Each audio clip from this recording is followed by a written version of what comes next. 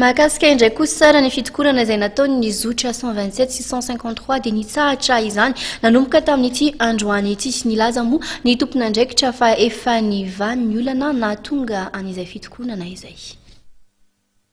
Efa nilama tanteraka ary niverina nandray ny asa fanaony ireo mpitatitra ao amin'ny Zotra 720 izay mampitohy any Antsimbazaza sy Ampandrana sy ny Zotra 320 izay mampitohy any Antsimbazaza sy Antanimena. Nilama hoy ny filoha-mpitarika ny kooperativa misy ny Zotra ny olana izay nahazo azy ireo ary ny tamin'ny androany maraina teo no nifampiresaka tamin'ny mpitandro ny filaminana ny filohan'ny kooperativa. Nanazava moa ity farany fa olana teo ampamily izay manolo toerana ireo tena tokony hiasany na tonga matetika ny olana. Miisa 5 ireo mpamily no manarama olona izay tsy natokana ho an'izany hanolo toerana azy raha ny fanazavana ka ireo no manankirotana sy mahazo olana eny amin'ny polisy matetika.